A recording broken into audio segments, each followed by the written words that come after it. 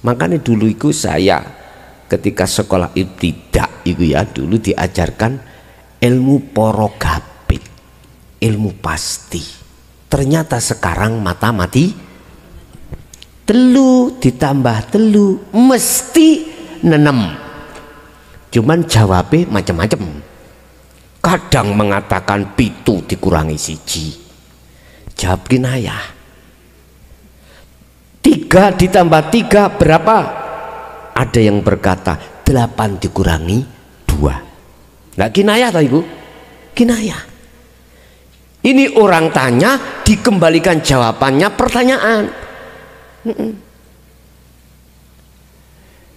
Gus, 3 tambah 3 berapa? Tak jawab 7 dikurangi 1. Berarti pertanyaan saya jawab dengan pertanyaan. Nggak apa-apa kinayah. Tapi yang bingung no wong pak, mesti ini langsung 6. Enggak, jawaban saya tidak begitu. Jawaban saya 7 dikurangi 1. Itulah jawaban atas pertanyaan Anda. Bun, itu apa itu Marek?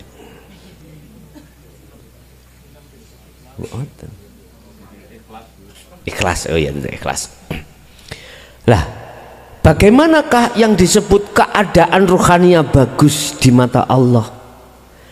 Mingkol bin zahidin, dari sebuah hati yang condong terhadap Allah. Qurannya itu tadi, ini wajah tuas hiya, ini mengarahkan wajah ruh terhadap wajah Allah.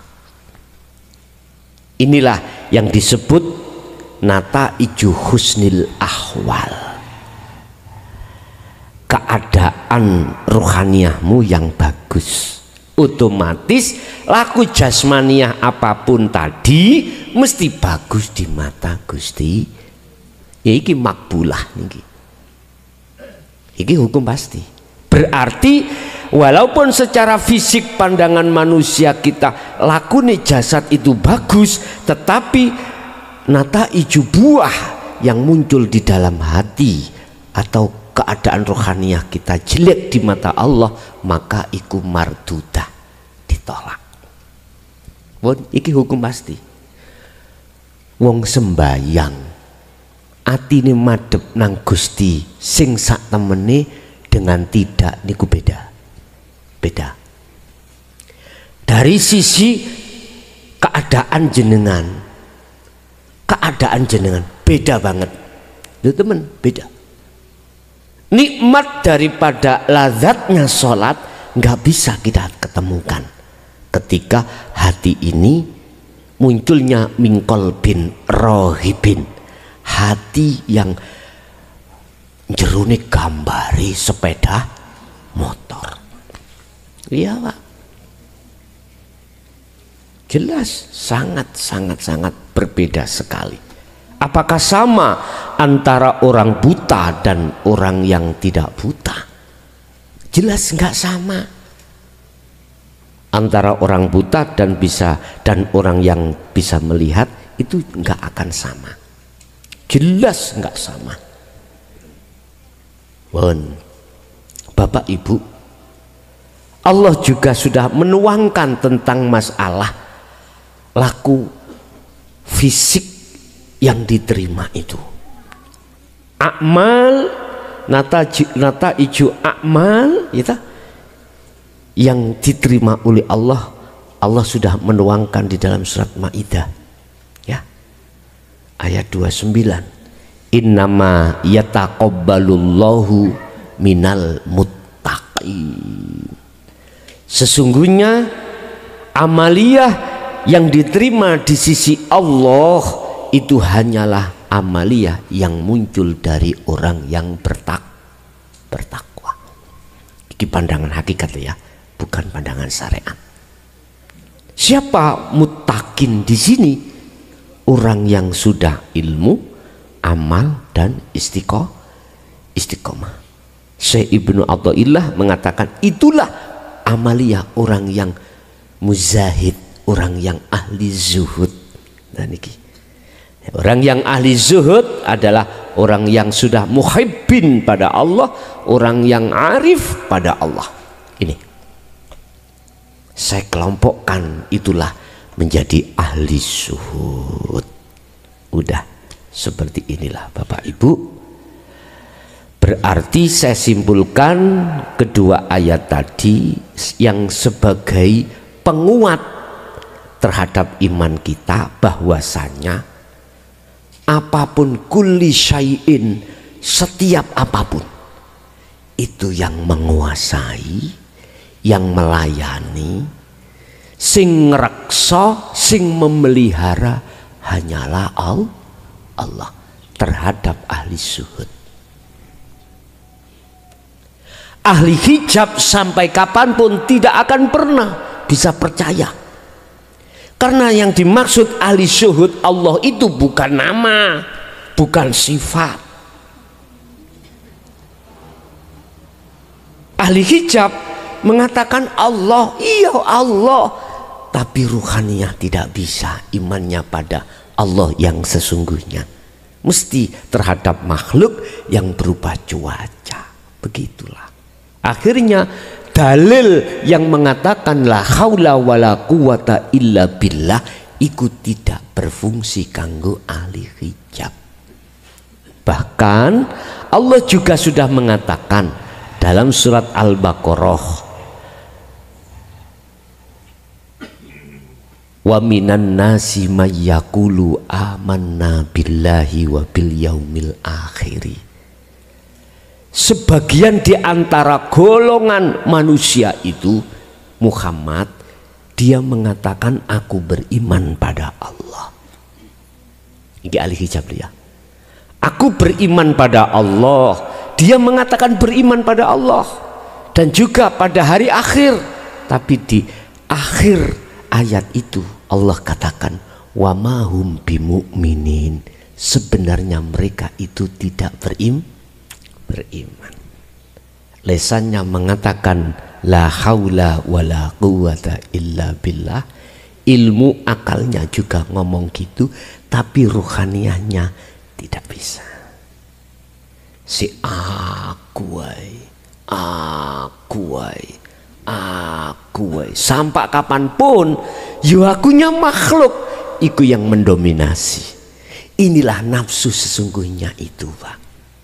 Nun vaksin artinya kan diri toh Pak. Diri itu aku ingsun. Lah disebut nafsu miturut Al-Qur'an iku manakala keakuannya itu mukhotobnya kepada makhluk. Inilah disebut nafsu. Nafsu. Lah golongan manusia hatinya ada dua. Ada ahli hijab, ahli zuhud. Lah ahli zuhud tetap yo aku, tapi akunya sudah bukan aku nih makhluk, sudah akunya Allah. Akhirnya imannya sudah benar lillahi ta'ala, hanya karena Allah semuanya terjadi. Bapak Ibu jamaah rahimakumullah, mengapa harus kita imannya harus kepada iman yang murni seperti Nabi Ibrahim? Karena mohon maaf, kita di dunia itu hanya sebatas berapa tahun. Ingat, ad-dunya mazru'atul akhirah. Dunia iki lahan penentu Anda selamat dan tidaknya setelahnya itu tergantung di dunia ini. Taruhan kita iman. Sudahkah imanmu itu betul-betul murni mentauhidkan Allah? Ataukah ada perserikatan dengan yang lain? La taj'al ma'allah ilahan akhar. Janganlah di dalam hatimu ada iman selain Allah. Jangan menjadikan makhluk itu menjejeri Allah di dalam ruhaniyahmu tentang iman. Jangan. Oke lah, boleh secara lesan Anda mengatakan adalah cuaca, tapi hatimu tembusnya pada Allah.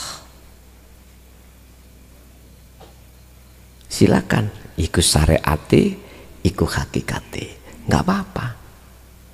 Wah, nek koyok ngoten Gus, kula keplecak-plecuk ae. Lah terus ya apa?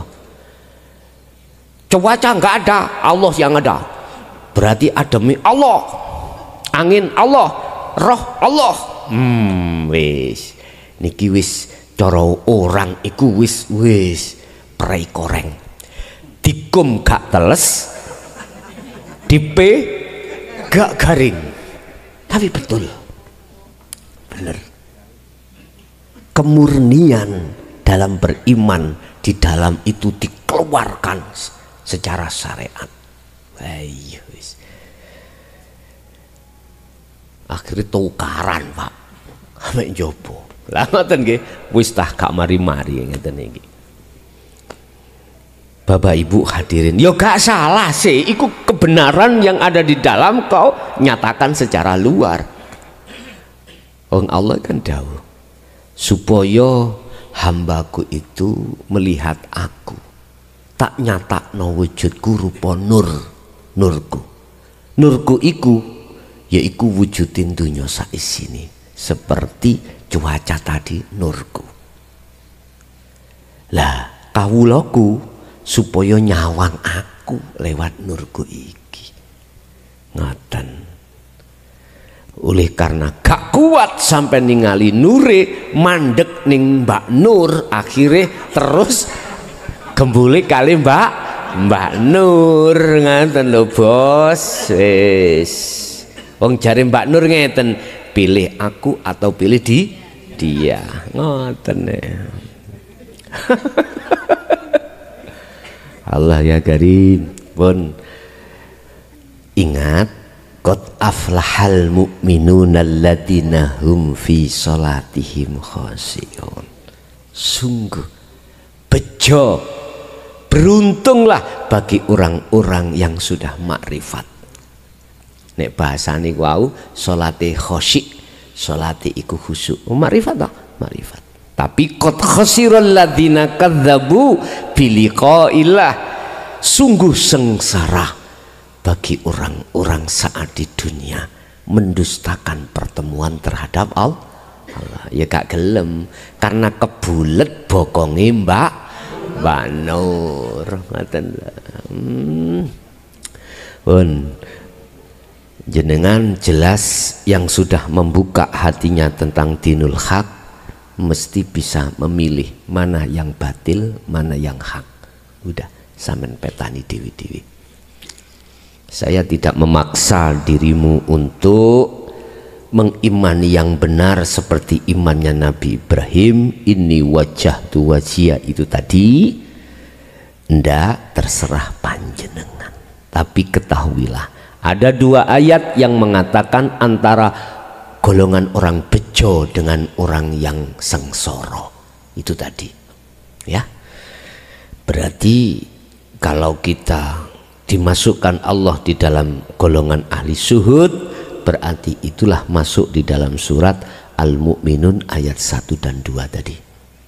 Tapi kalau kita dimasukkan golongan ahli hijab, berarti surat Al-Isra ayat 72, ya. Mangkana fi hadhihi a'ma fahuwa fil akhirati a'ma wa adallus sabila. Barang siapa saat di dunia mata hatinya masih buta terhadap Allah, maka dia di akhirat pun juga begitu. Bahkan dalam ayat lain qad khasiral ladzina kadzdzabu tadi, ya. Oke, itulah Bapak Ibu hadirin jamaah apa yang bisa kami sampaikan terkait masalah asli nih yang melayani kita siapa, asli nih yang menjaga kita siapa, aslinya yang harus kita imani itu siapa. Dalam surah Al-An'am tadi ayat 102 dan 103 sebagai jawaban bahwasanya hanya Allah lah sebagai pelindung, hanya Allah lah sebagai penolong, hanyalah Allah lah sebagai pelayan dan melayani Anda. Bisa makan karena Allah, bisa minum karena Allah, dan di Allahnya di situ, dan seterusnya. Oke, itu Bapak Ibu, kita masuk pada sesi tanya jawab atau dialog ya. Barangkali ada yang perlu ditanyakan, mungkin dari sisi interaktif nanti kalau diizinkan dibuka, monggo kula aturi. Yang di majelis kami persilakan.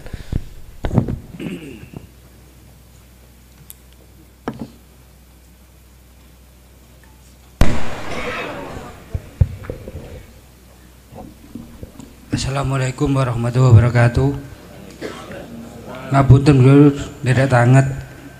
Kemanusia kan ten Al-Quran terbagi menjadi 3 golongan. Setunggal al-basar, nomor 3 al-insan, nomor 3 nas. Nyuwun penjelasanipun Gus.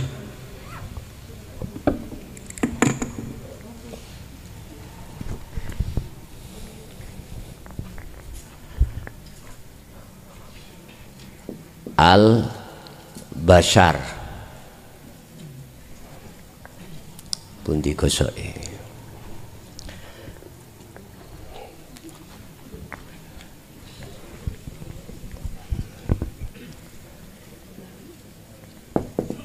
Bashar, nas, satunya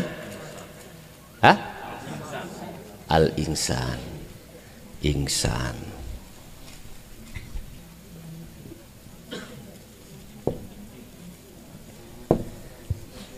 Bashar bersifatkan manusia,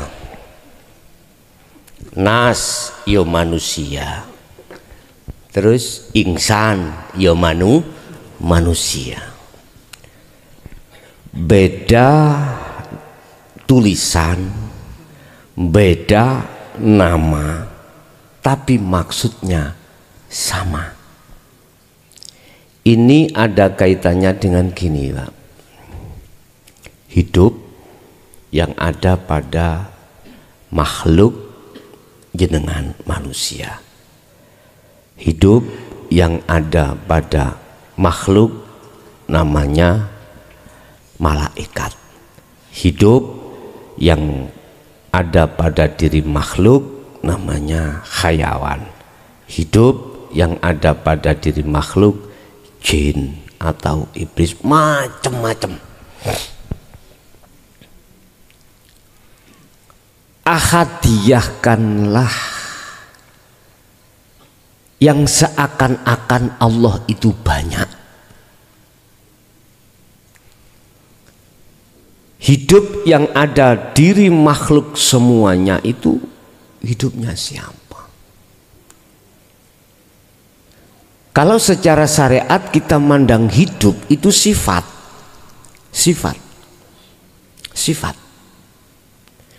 Kalau kita mandang hakikat hidup itu bukan sifat, subjeknya, sang pelakunya. Yang dikatakan laisa kamitslihi syai'un itu. Sehingga mengapa di dalam Al-Quran kalau Allah itu ahad memakai bahasa nahnu. Ada yang nahnu, Pak, gak hanya ana, bahasanya nahnu. Kalau ana menunjukkan mutakalim, hanya satu. Tapi ada, Pak, di dalam ayat itu Al-Quran ketika Allah berkata itu memakai kalimat nahnu. Nahnu itu banyak, kita lah banyak loh. Maksud sih Allah banyak. Wa nahnu aqrabu. Gini, Pak. Satu sisi hidup itu banyak, ya. Tapi Anda harus bisa memasukkan ahad di dalam banyak. Bagaimana kita masuk di dalam banyak tapi ahad? Nggak ada yang lain. Tentunya Saya tidak mengupas dari sisi syariah loh itu, sisi hakikat. Sebab tujuan kami, tujuan kita untuk menuju ke ahad. Ada perbedaan tiga tadi, basyar, nas, insan. Saya tidak menerjemahkan dari sisi fisik atau ilmu zahirnya, tapi ilmu batinnya. Bagaimana kita bisa mengahadkan dari beberapa banyak? Anda harus melakukan tindakan ahadiyah. Apa ahadiyah itu? Menyatukan banyak hidup. Iya, menyatukan banyak hidup ya. Ngeten lho, Pak. Kembali pada asli kita, haula wala la haula walaku. Bagaimana Anda bisa berbuat ahadiyah ke ahad? Lawang Anda iku patung. Lah ngoten nggih. Wis enggak sinkron. Bagaimana Anda dikatakan bisa berzikir wong Anda patung? Enggak sinkron. Gini loh Pak maksudnya. Ketika Anda seakan-akan satu sisi melakukan tindakan tahali ke tajalli, ahadiyah ke ahad, nafi ke isbat, itu jangan merasa dirimu yang melakukan. Itu loh maksudnya. Baru sinkron. La haula wala quwata itu masuknya pada diri makhluk, illa billah pada gesang. Baru sinkron.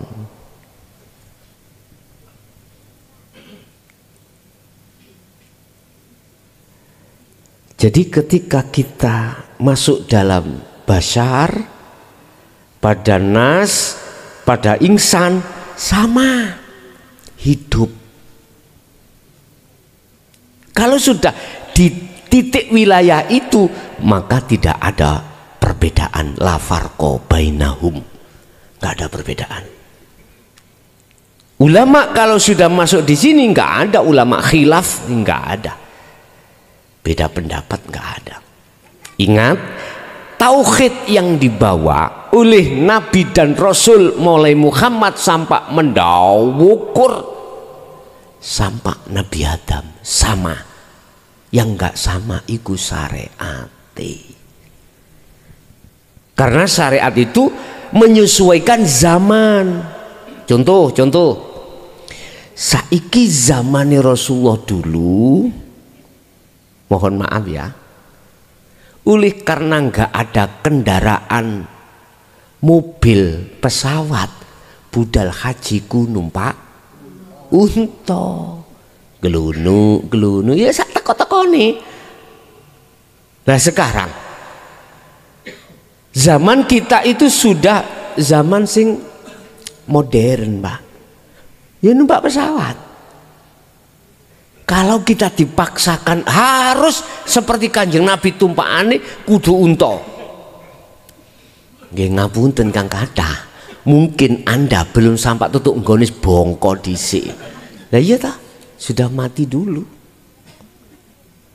Mula jangan gampang bid'ah itu, karena Rasulullah pada saat itu nggak memakai hal itu.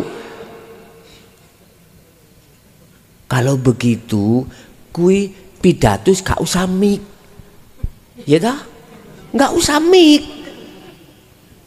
Kalau semua kok anggap bid'ah, al bid'atu adzolalah, adzolalatu finnar, neraka. Ya udah, Pak, ya jok gembel wong. Wis. Jadi sholat, makan, gak usah nggo sendok amen. Walaupun gak pakai sendok, gak boleh. Jari 5 langsung dipakai. Ya telu wae.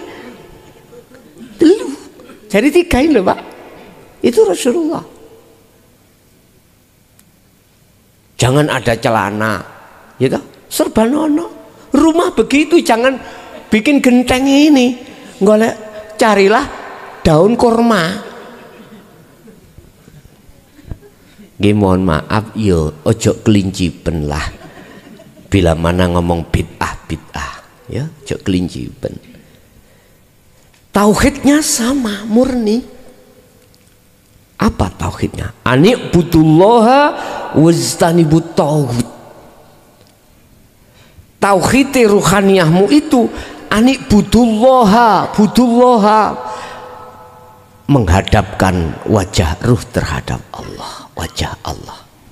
Wajtanibut tauhid, tidak boleh beriman selain Allah. Udah, mulai sejak dulu begitu. Cuman syariatnya yang beda syariatnya, karena perbuatan fisik disesuaikan dengan zamannya. Jadi baik bashar, nas, insan sama di mata hakikat, kacamata hakikat, karena melihat sang yang berperan. Itulah subhanallah, maha suci zat. Subhanalladzi, maha suci zat hidup. Itu kalau kita bicara bashar, bicara nas, bicara insan secara syar'i, yono maksudi dewi-dewi, artinya perbedaan pendapat. Perbedaan pendapat. Akhirnya kalau perbedaan pendapat itu tidak ditarik ke ahad, ya nyun sewu, pecicil-pecicilan sampean. Yang biasanya pakai kunut gak suka pada orang yang gak pakai kunut. Yang biasanya tahlil gak suka orang yang tidak pakai tahlil. Sampai kapan hal ini terus begini? Lihat di Timur Tengah antara Syiah dengan Sunni. Ya Allah, Irak, Iran bagaimana? Pertumpahan darah, gak ada ujung-ujungnya. Ini di tubuh Islam sendiri, Syiah dengan Sunni. Kalau di Indonesia, ya dah, bisa hal itu terjadi. Akan perpecahan ini menjadikan tumpah darah yang disebut perang Palegrek. Bisa terjadi. Sudah ada Pak upaya untuk memecah belah ini dan dibenturkan supaya bercerai-berai umat Islam di Indonesia. Bisa jadi. Kalau Anda semuanya tidak kembali kepada Allah, mesti akan fanatik dengan benderanya masing-masing. Apalagi bentar lagi 2024 ada pilihan politik lah. Mohon maaf Pak, mudah-mudahan hal itu tidak terjadi. Bisa jadi karena politik yang seperti ini menjadi pecah. Warga negara Indonesia bisa dipecah, bisa jadi. Makanya harus dikuatkan jenengan dengan tauhid itu. Baru kalau sudah masuk di situ, akhirnya tidak melihat insan basar atau nasnya, tapi melihat sopo pelaku nih sing dadekno tahlil ambek qomat, ambek kunut. Semuanya kembali kepada Allah. Biasanya sampean pakai kunut terus mlebu masjid, iku kok gak kadek kunut, ati sampean gak hasud atau gak drengki, ndak, karena sampean melihat Allahnya. Oh Gusti Allah gak pakai kunut imami delok Allah ya gak melok kunut, sing tahlil gak pakai, sama. Damailah Indonesia, umat ini kalau sudah masuk ke ahad di situ. Oke, ada lagi?